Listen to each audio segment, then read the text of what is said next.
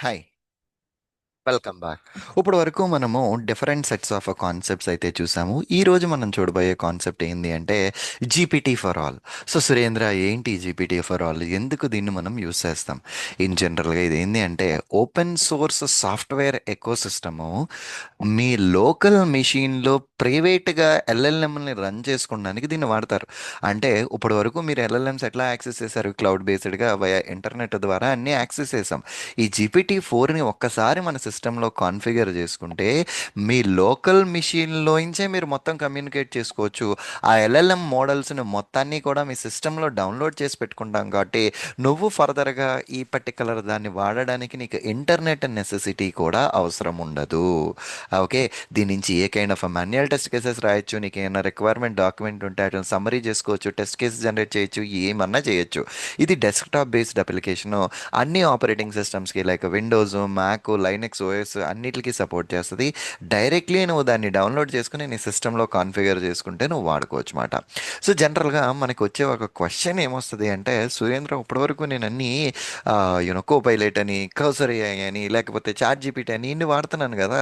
ఇప్పుడు నా లోకల్ మిషన్లో ఉండాల్సిన నెసెసిటీ ఉంది, నేను క్లౌడ్లో అన్నిటిని చేసుకున్నాను, నాకు అయిపోతుంది కదా అంటే, కన్సిడర్ దట్ మీరు ఒక బ్యాంకింగ్ ప్రాజెక్ట్లో కానీ ఒక రిస్ట్రిక్టెడ్ ఎన్విరాన్మెంట్ ఓడిసి ప్రాజెక్ట్లో కానీ మీరు పనిచేస్తున్నప్పుడు ఇంటర్నెట్ నుంచి ఏమీ డౌన్లోడ్ చేయడం కానీ మీరు ఇవి యాక్సెస్ చేయలేరు.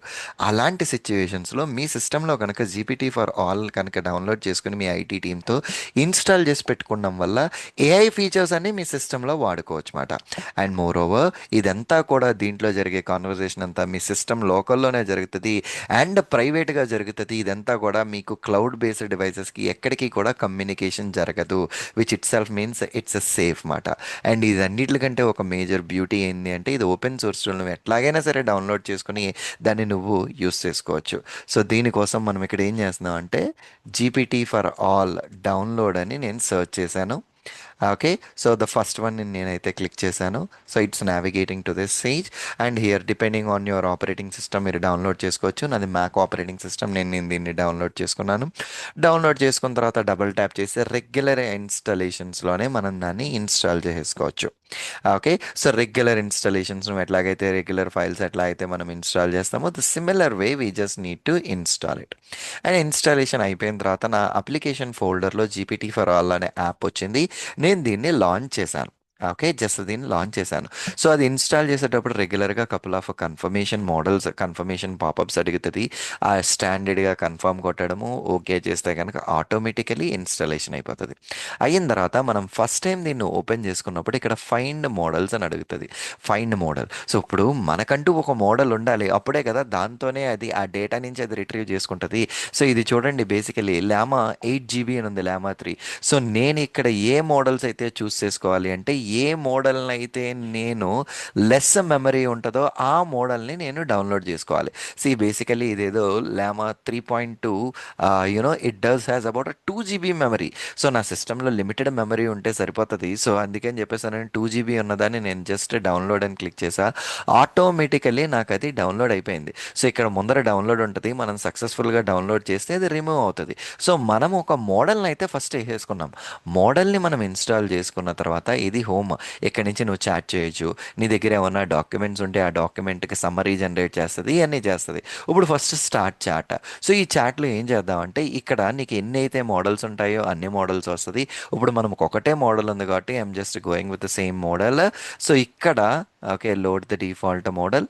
So I wanna write down functional manual test cases for saucedemo.com login flow only.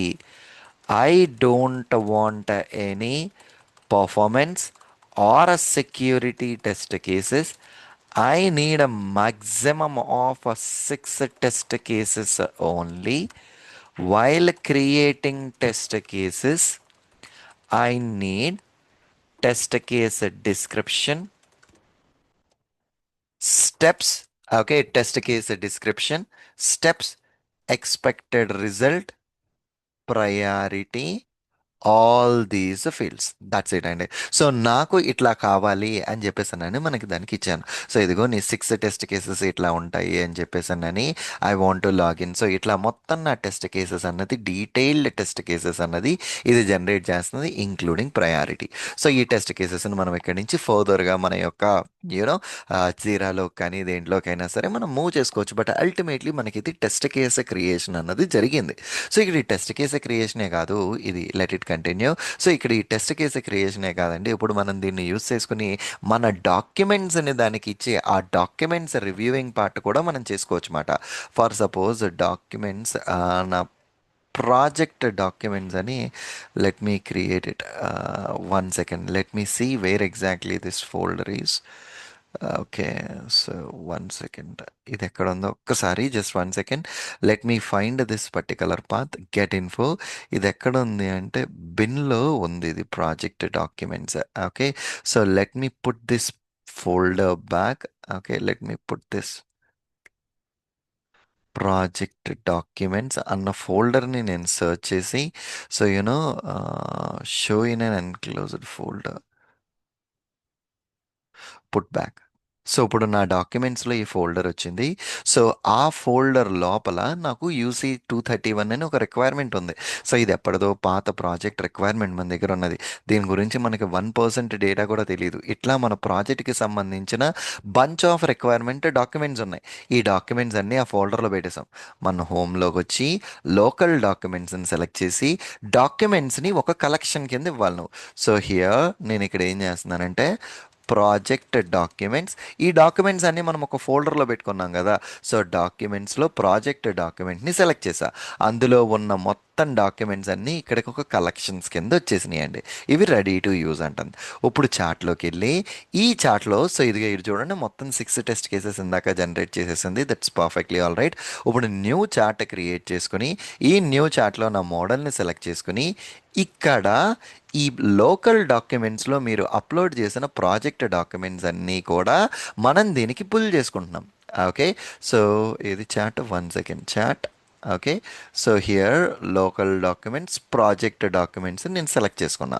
ఇప్పుడు ఇక్కడ నేను ఏం చేస్తున్నానండి, give me consolidated information about this requirement. Okay, నేను ఎప్పుడైతే అడిగానో here is a consolidated overview, ఇందులో ఈ రిక్వైర్మెంట్కి సంబంధించిన ఈ డీటెయిల్స్ ఉన్నాయి అన్నది మొత్తం అది నాకు జనరేట్ చేసేసిందండి. సో ఇదిగో నాకు ఆ డ్రాఫ్ట్ వ్యూ మొత్తం అంతా వచ్చేసింది. నెక్స్ట్ దాని తర్వాత give me functional manual test cases for this requirement, max 5 test cases I need. So just ఇట్లా ఇచ్చిన ప్రాంప్ట్ నేను ఎప్పుడైతే ఇచ్చానో, సో టెస్ట్ కేసెస్ అన్నది ఒక్కొక్కటి ఒక్కొక్కటి నేను 5 టెస్ట్ కేసెస్ అడిగాను కాబట్టి మొత్తం ఆ 5 టెస్ట్ కేసెస్ని కూడా అది నాకు ఇక్కడ జనరేట్ చేస్తుందండి. So this is the way. So ఇది దీని యొక్క బ్యూటీ ఏంటనుకున్నాము, మన లోకల్లో ఇది ఉండడం వల్ల నువ్వు దీంతో గడిపించే ఈ చాట్ ఏదైతే ఉన్నదో కంప్లీట్లీ ప్రైవేట్గానే ఉంటుంది నీకు మొత్తం అంతా కూడా. ఈవెన్ నువ్వు దీన్ని ఆఫ్లైన్ మోడ్లో కూడా నువ్వు యాక్సెస్ చేసుకోవచ్చు. ఇప్పుడంటే నేను ఇక్కడ చూపించిన డాక్యుమెంట్ ఒక సింగిల్ పేజ్ డాక్యుమెంట్ ఉంది. ఐడియల్గా మీరు ప్రాజెక్ట్లో చూస్తే ఈ రిక్వైర్మెంట్స్ డాక్యుమెంట్లు, ఇలాంటి project scope documents hundreds of pages ఉంటాయి. కొన్ని కొన్ని డాక్యుమెంట్స్ అన్నిటిని మనం అర్థం చేసుకునే బదులు దీనికి ఇచ్చి కన్సోలిడేటెడ్ ఇన్ఫర్మేషన్ని మనం చెక్ చేసుకుంటే చాలా ఈజీగా ఇది మనకి హెల్ప్ అవుతుంది అన్నమాట. So depending on our project requirement we will be using this chunk అండి. Okay, perfectly all right. See again in the next session. Thank you.